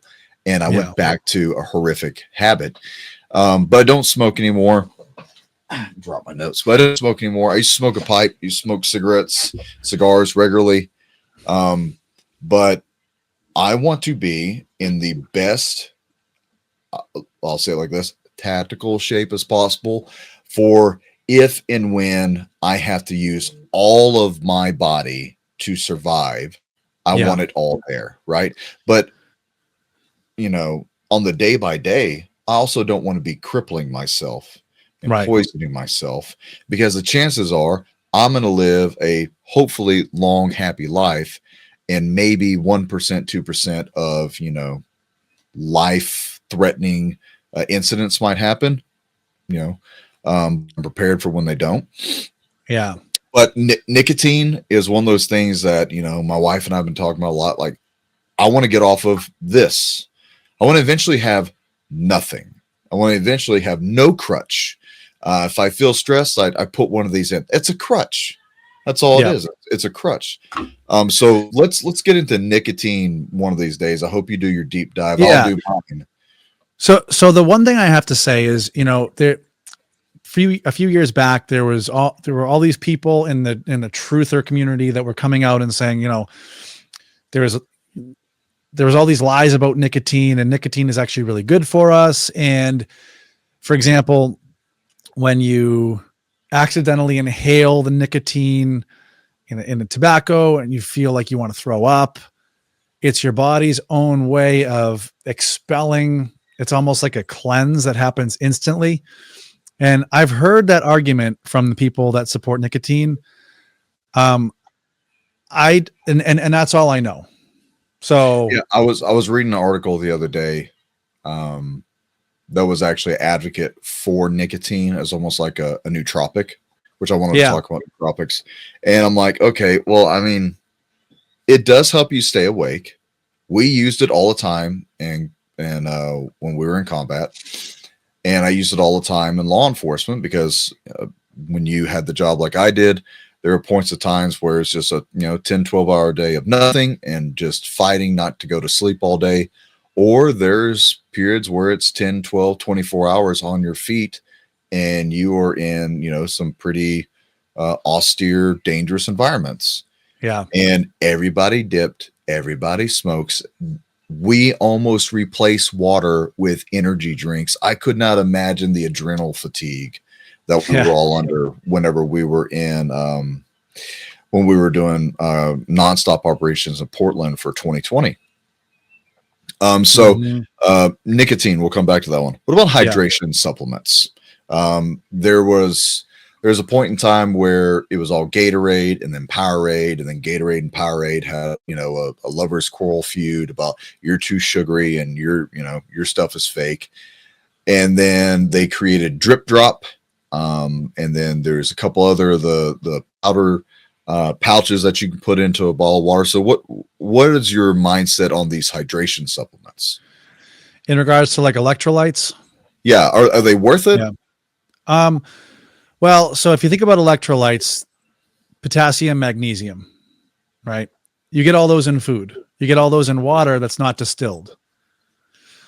So here's the thing. Like, I guess if you're going to do a long night of drinking alcohol, one of the things that alcohol does, it does a lot of bad things in your body, but it pulls out a lot of mineral content from your body. And that's one of the reasons for such a bad hangover. So I guess if you're going to go out drinking or something, it'll be good to have electrolytes beforehand, but on a day-to-day basis, right? Your kidneys create a sodium gradient. And without getting into too much of what that is, the kidneys are a miraculous organ, and they regulate the amount of potassium and sodium in your bloodstream and magnesium. And if you're low in electrolytes, your kidneys are going to basically make you retain more electrolytes. And if you have too much, your kidneys are going to let the floodgates out, and you're going to release more electrolytes in your urine. So here's the thing is, again, I hate to be the bearer of bad news, but if you are even a little bit deficient in potassium or sodium, you can have a heart attack.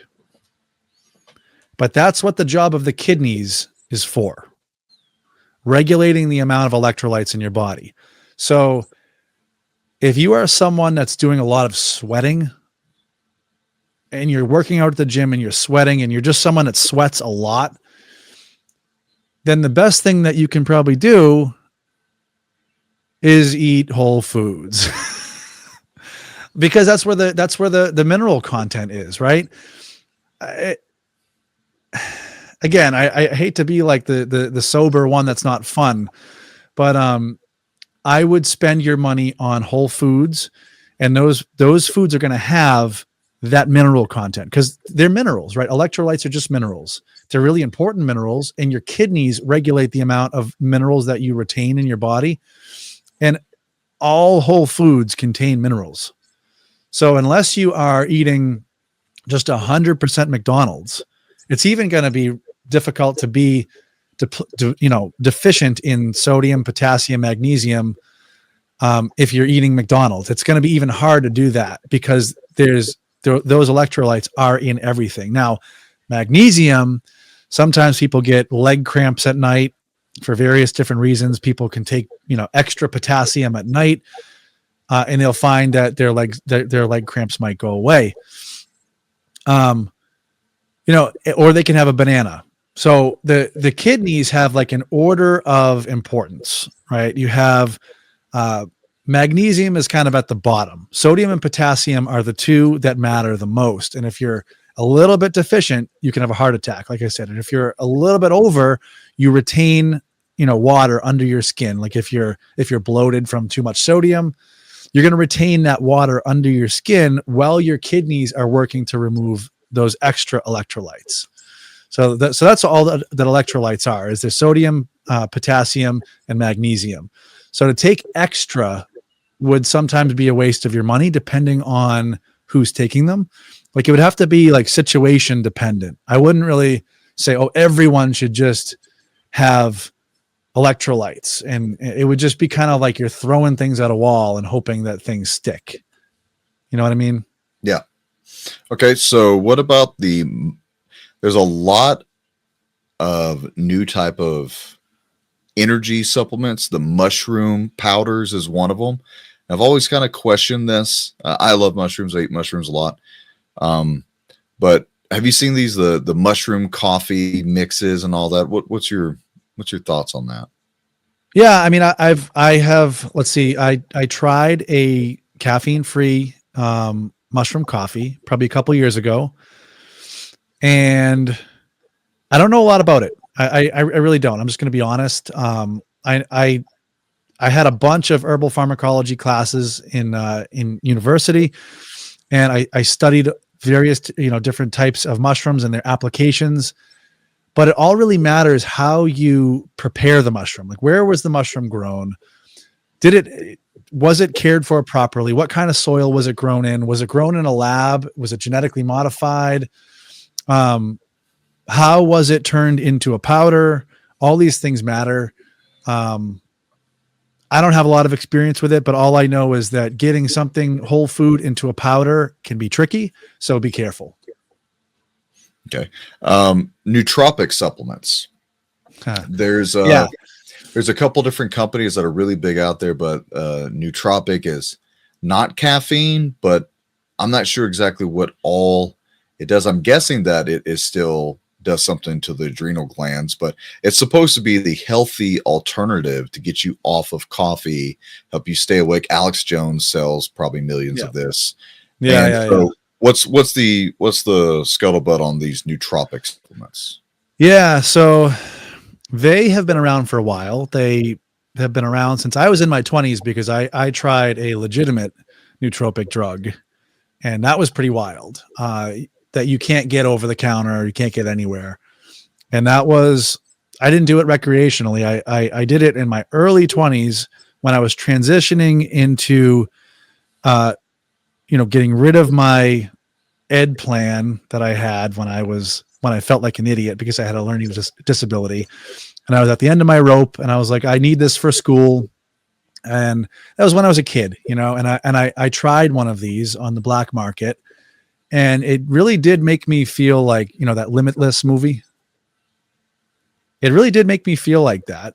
But I quickly realized that it might not be the safest. And, even though when I was younger, I didn't have God on my side because I chose not to when I was younger. I still consider myself to have had a good head on my shoulders. And, so that's why I stopped it. Now, the newer nootropic supplements are over the counter. I don't have really any experience with them. I mean, caffeine is considered a nootropic. So is nicotine. I probably can't say yes or no to that. My issue is you don't know the chemical process of what's going on. Yeah. You don't know the filler that goes inside the little, vegetable capsule. Yeah. So, and you just have to trust that everything is there and that there's no cutting corners, that, the processing plant is up to snuff, passing all FDA regulations. And I just learned to have a lot of trust issues with these organizations who all of a sudden I've got the greatest thing and it's got a really bright, flashy, tag on it. And it just screams, look at me, take me, you'll feel better. You'll be like this guy or this girl. And still, even in the nootropics, I'm like, is this something that I would want to keep on hand in case, we are coming up into the end of days, like before I'm actually physically ready for it. Because I think that's an end goal for a lot of us, trying to get physically ready for these things. Yeah. Is that something you'd want to keep on the shelf? Just like, we just had to travel 20, 30 miles through the woods. We're tired. We're hungry. We're thirsty. People are still after us. Maybe I'll pop 2 of these and hopefully stay awake. And is that even a decent practice of mine, or what would be recommendation? I mean, that is an application where, anything to get through, right? Right. I would say that, everyone kind of has their end of the world kit at home. And if you're planning on doing something like that, like you said, research the company first. You're trusting the company. So if you can research the company, you feel good about it, you read some studies about it, and you say, you know what, I'm going to try this. so I can kind of like test it for my end of the world kit, I would recommend testing it before you get to that point. Mhm. And if you feel more alert, and if you feel like it could benefit you and your family, then do that. But that is on top of the foundational stuff that we've, been talking about: exercising, staying on the right path with your diet. But yeah, I mean, I'm all for using things to your advantage, and I truly believe that, God allows some things to be let through, like these nootropics. If you get into an end of the world situation and you need to go rescue someone, and this nootropic is going to help you do that, then yeah, I guess that would be the situation that would be necessary. Yeah, I worry about the placebo effect. I read a lot of comments. I read a lot of studies on supplements. I've taken a few highly top name nootropics and felt nothing from it. Now, Yeah. that may be because I have adrenal fatigue and I'm over caffeinated. My nutrition might be off, and so this nootropic supplement may just not have any effect because my body's terrible.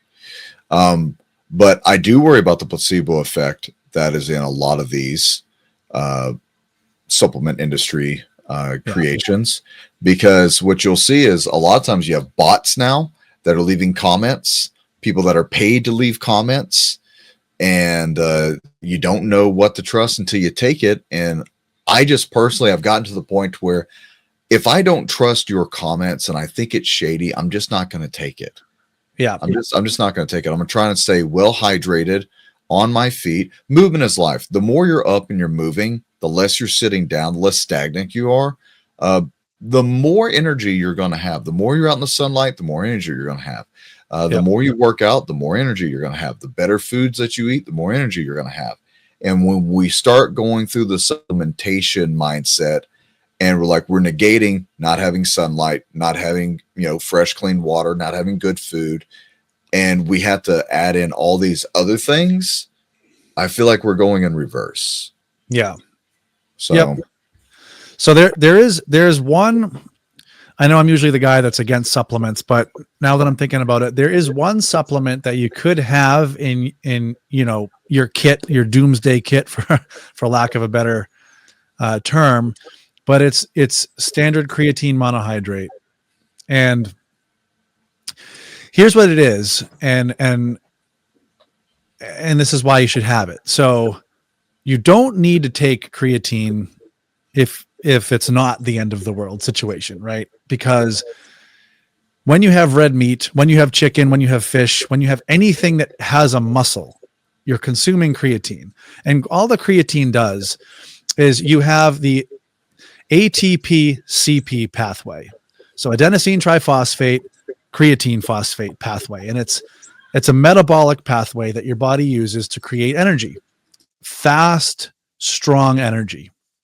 And what happens is ATP is quickly broken down and loses a phosphate. It becomes ADP, diphosphate instead of triphosphate. So it loses a phosphate, and then it has to be recycled back to triphosphate. So it's like ATP, ADP, ATP, ADP, because it keeps losing phosphates. And I don't want to get too crazy with this conversation because it can probably sound pretty mad scientist-y. But what happens is when you have a quick burst of energy, so let's just say you have to sprint across the street to go save someone, you're using that pathway, the ATP-CP pathway. And the more creatine you have stored in your body, the more you're able to replenish those phosphates and recycle that ADP back to ATP faster. Now you can do it on your own. You don't need to have creatine, but it'll be much slower if you don't. And what I'm about to say is creatine is found in steak. Creatine is found in chicken. Anything that has a muscle has creatine. But let's just say it's a doomsday situation where, you go for weeks and weeks without having anything that came from an animal. because you're looking for food. Maybe you're eating, acorns and boiling them, and maybe you're just eating whatever, right? Whatever you can find for nutrition. If you go for a long period of time without having protein, animal products, you're going to lose your strength really quickly. So creatine monohydrate is dirt cheap. It cannot really be synthesized the same way of those poisonous B vitamins we talked about. I know I'm kind of like opposing myself by saying don't have supplements, you don't need them, but then here's this one creatine thing. But specifically for, your kit, when something goes wrong in the world, it might be a good idea to have some creatine monohydrate on hand, because it will, I don't want to say it's going to double your strength, but it's going to drastically improve your strength. And it's dirt cheap, and you could have that in your kit in case you go for long periods without food. So, yeah, I know that creatine, I've never been really big at creatine, especially for pre-workouts and people who want to build more strength with creatine. But now there's a new study from doctors who I even question some of their thought process, who are taking mass amounts of creatine for I don't know what, but there's this one lady, she was on Joe Rogan. She was talking about how she was taking don't misquote me here, like 30 grams of protein or of creatine a day. Yeah, that's a lot. Yeah. And she's like, what it did for my mind. And I'm like, yeah. And when you look at the comment section, it's like, yeah, you might have like a unique thought once and then you die from it. Yeah. It's what I know, because I get questioned this in the gym quite a bit. What about increasing my creatine intake every day for, helping develop strength, endurance, bigger muscles, all that? What's your thought process on that? I've used it before, and I don't think it's necessary. I think that testosterone, growth hormone, insulin-like growth factor, those are the three things that really come into play with building strength, building stamina, and building more muscle. I think those are the biggest things. And there's certain ways that you can eat and train and sleep and get your stress level under control, so you can manipulate those hormones to see the biggest, change in your body that you're looking for. I don't really have like a super strong opinion on people that want to take creatine when it's not the end of the world situation. I mean, I've done it. It's not the worst thing to do, but it is a powder that was synthesized in a lab. I mean, that's the only way that it's able to get into a powder form, and it never came from an animal, right? So you eat the creatine from a steak, but when you take creatine in powder form, it's not like they synthesized it from the animal. No, they replicated it in a lab. It's not coming from like coal tar and petroleum and hydrochloric acid, but it's still coming from a lab. And you should just, it's everyone's got their own, it's up to every individual, but I would say I'm kind of 50-50. I would definitely keep it in my end of the world kit, not to sound cliche, but I don't think you need it. And I think that it can be hard on your kidneys, especially because it's synthetic. It's hitting what's called your duodenum, which is the top part of your small intestine. And that area is supposed to recognize food that's not highly processed, because you have your digestive tract goes through your body. Your duodenum is the first part of your digestive tract at the very top. And when you put powders of any kind in your body, it hits your duodenum. Your duodenum doesn't know what to do with it. So it overwhelms the enzymes in that part of your intestine.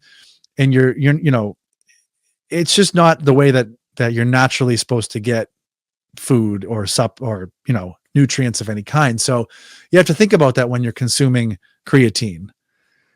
It's not usually that simplified of a system of just hitting your duodenum like a shotgun, right? It's usually found within other proteins, amino acids, cofactors, vitamins, minerals within, steak that contains fat, which slows digestion, and protein.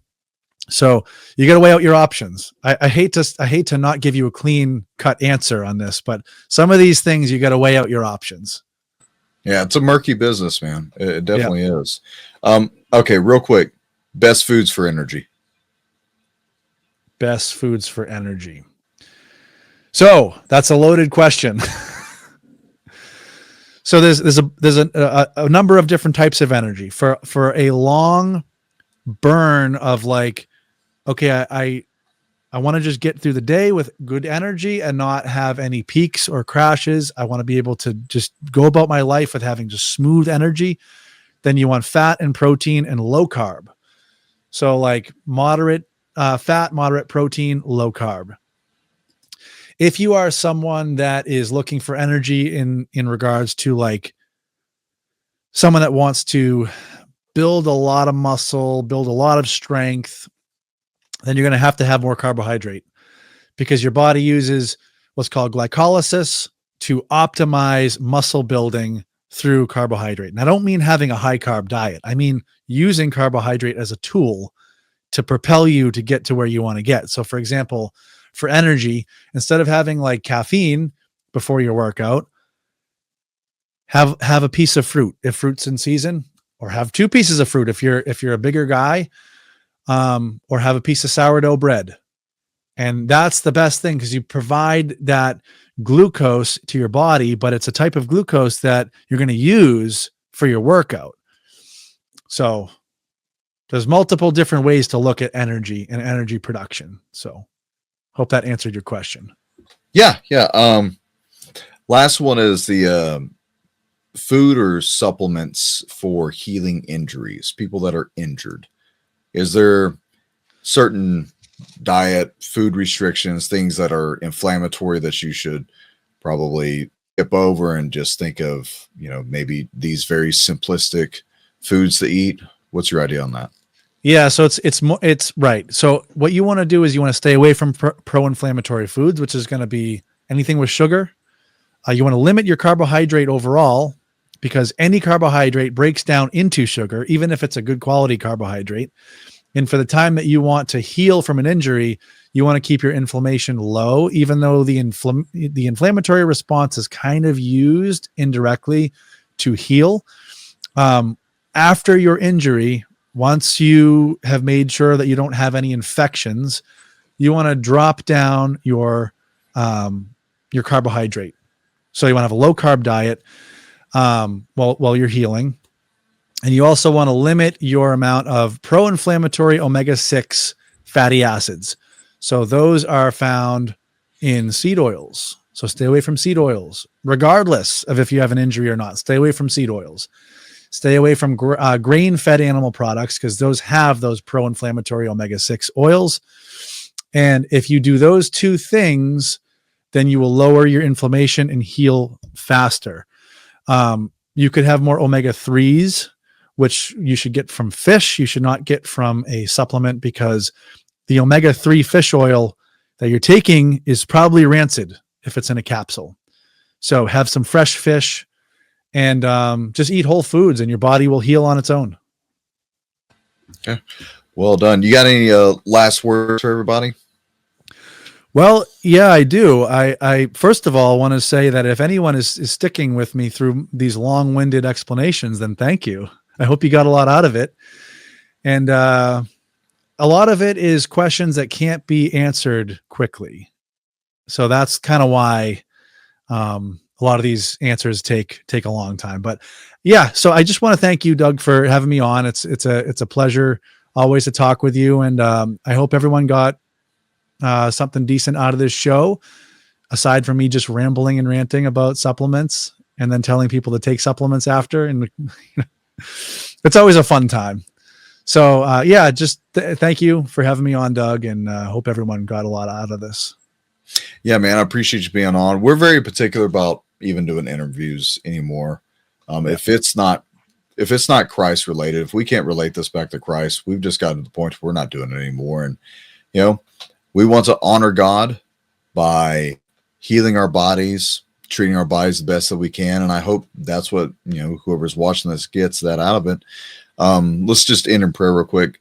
Heavenly Father, I want to thank you for this day. Thank you for our brother Dan for bringing such well-known knowledge to us. For those of us who don't know very much about the poisons in the food and in the water and the supplements, Lord, please help us to get closer to you day by day as we search for you, Lord. I just ask for discernment for everybody. Lord, I just ask that if there's anyone who is hurt, injured, dealing with any type of disease or whatever is out there, that you would comfort them.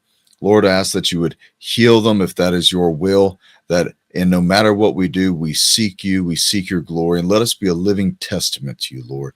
And, thank you for still allowing us to be on air, to preach, to teach, to give good instructions like this.